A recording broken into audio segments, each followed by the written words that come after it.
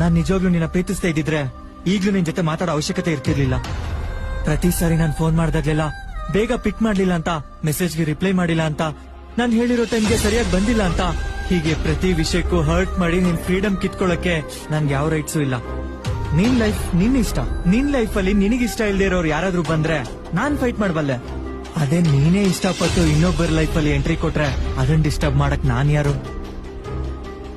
ಪ್ರೀತಿಸ್ತಾ ಇದ್ದೀನಿ ಅನ್ನೋ ಒಂದೇ ಒಂದ್ ಕಾರಣಕ್ಕೆ ಹೆಜ್ಜೆ ಹೆಜ್ಜೆಗೂ ಇರಿಟೇಟ್ ಮಾಡ್ತಾ ಇದ್ರೆ ಪ್ರೀತಿಸೋರ್ ದೃಷ್ಟಿಲಿ ವಿಲನ್ಗಳ ತರ ಕಾಣಿಸ್ತಿವೆ ಹೊರತು ಪ್ರೇಮಿಗಳ ತರ ಅಲ್ಲ.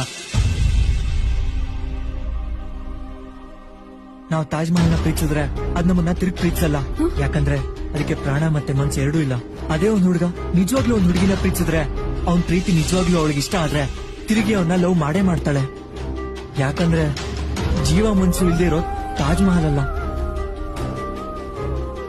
ಒಂದು ಪಾರಿವಾಳನ